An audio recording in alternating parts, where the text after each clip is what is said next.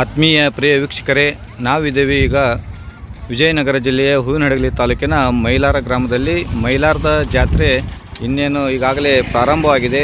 ಈ ಎಲ್ಲರ ಭಕ್ತರಲ್ಲಿ ಒಂದು ಆತಂಕ ಮನೆ ಮಾಡಿತ್ತು. ಏನಂದರೆ, ಮೈಲಾರ ಜಾತ್ರೆಗೆ ಈ ಬಾರಿ ತುಂಗಭದ್ರಾ ನದಿಯಲ್ಲಿ ನೀರಿಲ್ಲ, ಜಾತ್ರೆ ಮಾಡುವುದು ಹೇಗೆ ಎಂಬ ಒಂದು ಆತಂಕದಲ್ಲಿದ್ದಂಥ ಭಕ್ತರಿಗೆ ಈಗ ಸಿಹಿಯಾದ ಸುದ್ದಿ ಹೇಳ್ಬೋದು. ಏಕೆಂದರೆ ಈಗಾಗಲೇ ಭದ್ರಾ ಡ್ಯಾಮ್ನಿಂದ ಬಿಟ್ಟಂಥ ನೀರು ಮೈಲಾರ ಗ್ರಾಮವನ್ನು ತಲುಪಿದ್ದು ನೀವು ನೋಡ್ತಾ ಇರ್ಬೋದು.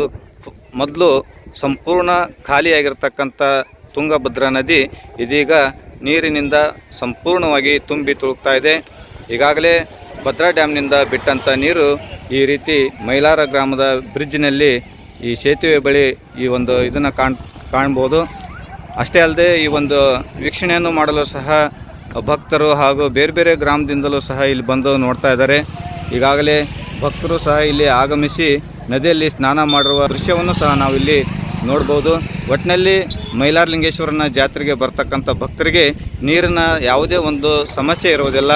ಎಲ್ಲರೂ ಹೆಚ್ಚಾಗಿ ಬಂದು ಹೆಚ್ಚಿನ ಸಂಖ್ಯೆಯಲ್ಲಿ ಭಕ್ತರು ಆಗಮಿಸಿ ಜಾತ್ರೆಯಲ್ಲಿ ಪಾಲ್ಗೊಳ್ಬೋದು ಎಂದು ಈ ಮೂಲಕ ತಮಗೆ ತಿಳಿಸ್ತಾ ಇದ್ದೇವೆ. ಧನ್ಯವಾದಗಳು.